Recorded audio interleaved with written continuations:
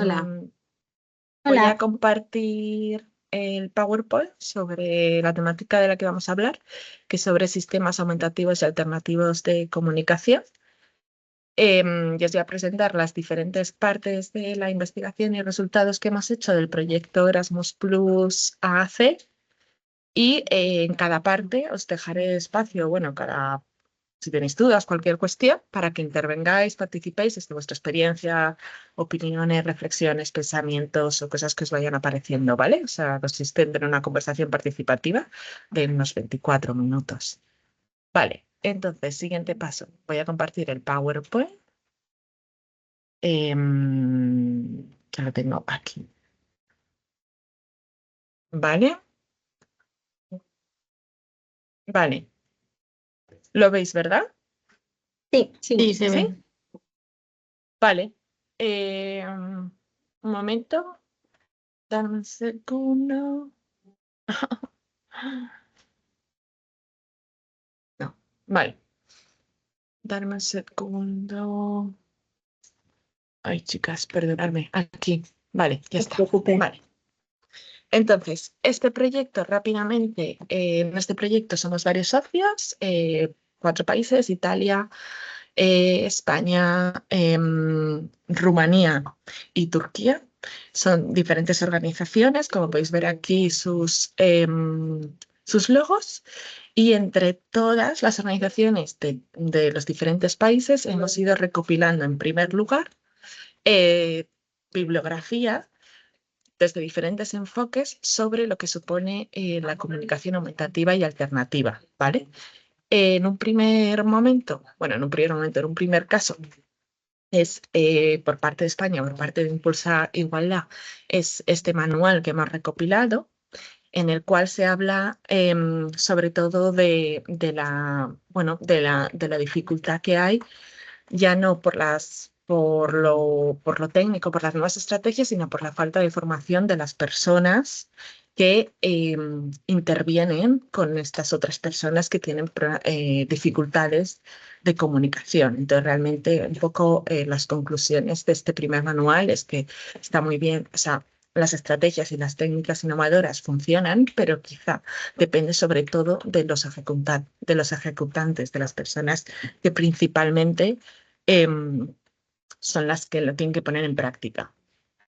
En segundo lugar, este otro manual que habla de sobre todo de los diferentes desafíos que hay cuando te enfrentas a una persona con dificultades de comunicación, y que concretamente las nuevas tecnologías y las herramientas tecnológicas han ayudado mucho y han hecho progresar muchísimo pues estas nuevas vías de comunicación. Sin embargo, aún quedan muchísimos retos y muchísimos matices por concretar. Y es el caso, por ejemplo, de las personas que en este tercer manual habla de las personas con discapacidad intelectual. Son uno de los colectivos o uno de los perfiles con los que más dificultades se tiene a la hora de implementar estas herramientas. No sé si en este caso opináis lo mismo, si habéis tenido alguna experiencia, si ahora mismo os viene alguna reflexión o no, o creéis que no, o sea, o personalmente pensáis que esto no tiene por qué ser así. Sí, yo estoy de acuerdo. Yo pienso que las personas con discapacidad intelectual son las que pueden encontrarse más barreras a la hora de comunicarse, tanto de comunicarse ellos como de entender un poco a su alrededor, ¿no? Lo que está pasando y lo que la gente les quiere comunicar, porque no es solo el mensaje en sí, sino cómo se entiende y cómo se comunica. Así que, bueno, yo sí estoy de acuerdo en que las personas con discapacidad intelectual son las que más barreras se encuentran si quieren comunicarse. Vale, vale. Miriam o Ana, ¿tenéis algún comentario que hacer? No, yo creo que no solo la discapacidad intelectual, perdón, sino que también todo, o sea, muchas discapacidades físicas que tienen alteraciones fonológicas, tienen esa barrera tanto a nivel físico, por el uso de una silla de ruedas, un producto de apoyo, como esa barrera comunicacional que muchas veces creo que es la que más crea la invisibilización de las personas con discapacidad, porque al fin y al cabo vivimos en una sociedad que necesitamos estar en constante comunicación y hay personas que se sienten como que no llegan, no solo por las barreras físicas de que tengan un escalón o no tengan un ascensor, sino porque a nivel de comunicación no pueden expresar lo que quieren y las personas no llegan a entender por su discapacidad fonológica en sí lo que quieren transmitir. Claro, y además yo creo que una de las necesidades vitales del ser humano es poder comunicarse con el entorno y con el resto de la gente por pura supervivencia humana, porque si Eso no, es, tus necesidades, ¿quién te ayuda a cubrirlas? eso es. Vale, continúo, ¿vale? Voy un poco acelerada. Ti, ti, ti. Vale, entonces, estábamos aquí, eh, ¿vale? Vale, lo veis, ¿verdad? Vale.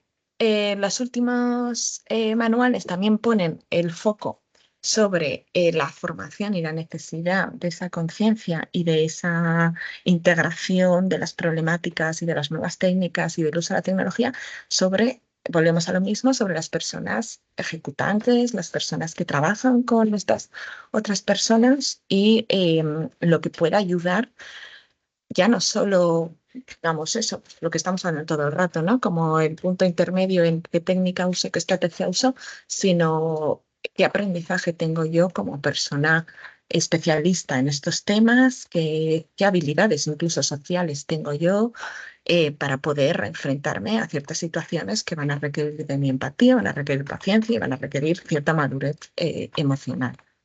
Vale, Perdona, esto Sara. sí, Cuando dices persona ejecutante, ¿qué te refieres? ¿A los profesionales claro, que sí, trabajan de cara a, por ejemplo, un centro de día, sí. a eso, ¿no? A los que... Vale, vale, vale. Sí, sí, Yo, Vale, gracias. perdonarme, no sé sí. si tienes prisa, Sara, o puedo interrumpir. No, no, interrumpe, Era un interrumpe. poco lo que yo iba a comentar con lo otro que estábamos planteando, ¿no? Que al final también estamos poniendo como el foco en la problemática que tienen las personas para comunicarse, pero a lo mejor es que efectivamente no estamos tampoco formados o estamos atendiendo a la necesidad específica que las personas con discapacidad intelectual necesitan. Entonces, igual el problema también es la vía o la formación para llegar a esas personas, ¿no? Que a lo mejor pues que hay que investigar un poco más o centrarse un poco más en la necesidad o en la forma que ellos necesitan, creo. Sí, yo creo que además en esto que dices en relación a esto tiene mucho que ver los matices y las concreciones, porque no es lo mismo tener un marco general y aplicar todo como si fuesen moldes, que luego Exacto. cada perfil, cada persona tiene su historia, tiene sus matices y a la hora de intervenir o de implementar ciertas cosas se te puede, o sea, quiero decir, puedes tener muchísimas más dificultades si no lo aterrizas de una manera mucho más concreta. Vale, continúo.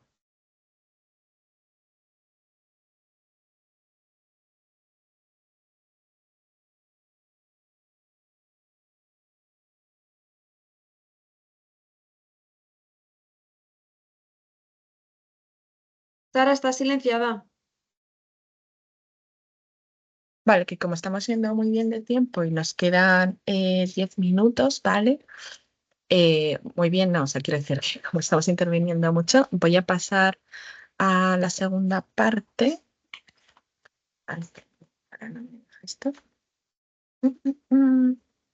Vale, que es aterrizar de la teoría a la práctica, es decir, de todos los manuales que estamos viendo a documentos que aterrizan de una manera mucho más concreta herramientas.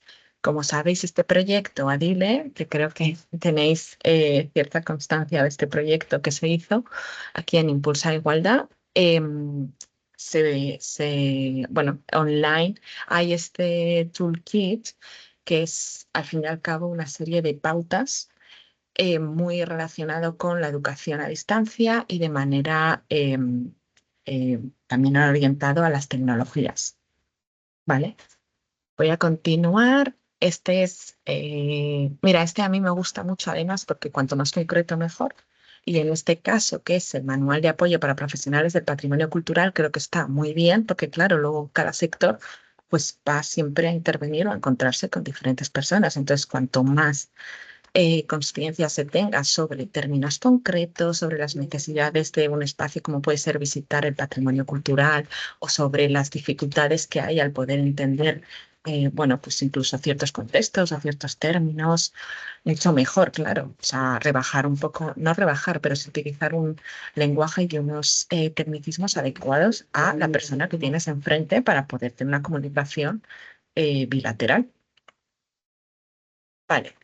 Este seguramente lo conozcáis, que es Arasak, y además está como reconocido internacionalmente. Y de hecho, cuando tuvimos la reunión en Turquía con el resto de los socios, lo conocían porque es el Centro Aragones para la Comunicación Aumentativa y Alternativa, y es uno de los centros que más investiga y más aterriza de manera concreta y además variada y polifacética un montón de herramientas, sobre todo tecnológicas, y que se puede usar, o sea, o se puede echar un vistazo de manera gratuita online para todo tipo de recursos y necesidades, desde agendas, horarios, aprendizajes de términos más sencillos de la vida cotidiana. Es bastante guay. Entonces, no sé si lo conocíais o no. Se basa en pictogramas, ¿verdad? Sí, sí, Ah. exacto. Sí. ¿Queréis que le echemos un vistazo rápido? A mí me suena mucho, o sea, me suena mucho el Mira, nombre, pero no lo he bicheado. Pero sí que me suena un montón. ¿lo veis? No. No, porque A ver. tendrás que compartir Se la ve pantalla, minimizado no, el no la programa. ventana. A ver, voy a minimizar esto. Vale, ¿ahora? No. ¿No? No, Vemos es que la tienes que dejar de presentación. compartir la pantalla y en Sí, vez de compartir ventana, compartir ahora la de que has abierto. sí, este es. Vale, Ahí estamos. vale, mirad, es súper guay. Aquí tienes un montón de... em, Yo lo he usado con personas con autismo y bien. es súper guay. A mí me gusta mucho una que habla sobre una agenda, bueno, que tiene aquí como una agenda. Mira, Pictoagenda, que mola un montón. ¿Lo Y esto veis? está, o sea, puede entrar cualquier persona. Sí, sí, o sea, a mí no me O ha sea, que puesto es ningún público. impedimento, sí. O sea, no sé si habrá algunos que para descargarte tengas que iniciar sesión, mira, crear cuenta, pero en general un vistazo y una idea te la puedes hacer. Ujú. Así que eso, a ver, voy a volver a compartir. Viva la tecnología. Ya está. Vale, ¿veis la presentación? Sí. Vale, genial. Pues continúo. A ver, vale, aquí está. Al contrario del resto, que son entidades y organizaciones sociales, esta es una empresa que yo la estuve bicheando bastante también y bueno, pues es una empresa más dirigida a la innovación tecnológica de inteligencia artificial y que igualmente crea un montón de herramientas y de productos más orientados incluso a herramientas que puedas utilizar de manera visual con el ordenador, es decir, cómo dar instrucciones o órdenes al ordenador, a la tarea que estés haciendo con movimientos oculares. O sea, es bastante, me vi un vídeo de YouTube que os lo pongo aquí, que está bastante guay. Y es muy guay, la verdad. Em, vale, y por último este, que también me parece súper bueno, súper accesible, que es de plena inclusión y es una guía para operadores jurídicos y facilitadores, que en este caso también me parece bastante acertado porque, oye, al final todos necesitamos en algún momento una defensa, tenemos algún litigio jurídico y cuantas más herramientas tenga también la persona que nos tenga que asistir, porque es la profesional en ese campo, mucho mejor, claro. Vale, y ya vamos. Bueno, vamos ya finalizando las últimas partes, que son los cursos. Esto lo voy a pasar un poco más rápido porque yo creo que es algo que se puede buscar fácilmente en Google, ¿vale? Las diferentes plataformas o universidades, cursos, etc. que puedes encontrar. Y vamos a retomar un poco las conclusiones que se sacaron del Focus Group que se hizo en junio de este año y en la cual 2 de vosotras participasteis, ¿no? Entonces, un poco las preguntas que se hicieron van un poco dirigidas a las estrategias de comunicación efectivas según la experiencia y el impacto en el bienestar y la inclusión social, ¿no? Cómo influye, que es algo que ya hemos comentado, estamos comentando ahora, cómo influyen estas prácticas comunicativas en el bienestar de las personas con discapacidad intelectual y dificultades de comunicación. Ahora os dejo comentar, ¿vale? Estas las preguntas que se hicieron y las conclusiones que en general se han sacado son que depende de la persona con discapacidad, pues la atención personalizada es algo crucial, que no sé si estáis de acuerdo, creo que sí. ¿Queréis comentar? ¿No? Continúa. Y, por ejemplo, otra de las cosas que se han señalado es que el lenguaje de señas es de lo más efectivo y que a la hora de adaptar los cursos de lenguaje de señas, que esto es una cosa que yo además estoy viendo también, incluso ahora que está tan de moda la representación, o sea, como los podcasts llevados a un escenario, a formato de teatro y a formato dramático, he visto en algunos que está súper bien y charlas con con un objetivo de sensibilización social y de abrir otro tipo de temas que no se habían comentado en la sociedad hoy en día, con un intérprete en lengua de signos, que claro, es fantástico porque así todo el mundo puede acceder a esta información o a reflexiones o a poder abrir un poco la mente y enterarse del entorno en el que vive. Vale. Algunos de los desafíos que creo que en esto vais a poder aportar muchísimo en el concepto de la desinstitucionalización y una comunicación clara es crucial. ¿Queréis comentar algo sobre este concepto de desinstitucionalización como fundamento de las nuevas políticas públicas que se prevé de cara a medio plazo y por ello por lo que se está apostando? Bueno, yo creo que obviamente todos sabemos lo que es la desinstitucionalización, ¿no? Que es que la persona pueda decidir dónde vivir, pero lo que creo también es que si yo quiero decidir dónde vivir, es con todas las opciones abiertas, no si yo no me puedo comunicar o si la persona que viene a apoyarme no se puede comunicar conmigo, yo ya estoy perdiendo la posibilidad de quedarme en mi casa. Entonces, efectivamente, influye muchísimo en la desinstitucionalización o incluso quiero, por lo que sea, irme a una residencia y allí no hay nadie que conozca, por ejemplo, lengua de signos o que no haya pictogramas para que yo sepa qué es cada sala. Tampoco me voy a poder ir o no voy a poder realmente hacer mi proyecto de vida. Entonces ahí es muy importante. Sí.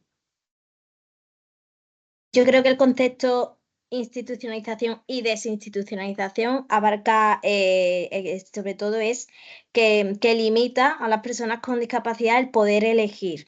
Es decir, que al final se ven obligadas a vivir segregadas o simplemente que las personas que no se pueden comunicar, pues bueno, tienen que ir a un centro específico porque tal, o sea, todo muy, muy por estructura. Entonces yo creo que las nuevas políticas y el concepto de desinstitucionalización para este colectivo que tienen problemas de comunicación, sobre todo empezar de cero, enseñando, como ha dicho también Ana Guarón, a profesionales. Creo que enseñar lengua de signos en todos los colegios como asignatura obligatoria, igual que el inglés, educación física. Creo que la lengua de signos tiene que estar como una asignatura obligatoria porque ahí, en ese paso, es cuando, y a nivel político ya lo digo, creo que de verdad estaríamos dando un paso enorme para la desinstitucionalización, porque siempre pensamos en plan, que no puedo acceder a una vivienda, no puedo acceder a la discoteca, es que es mucho más, es que hablar de desinstitucionalización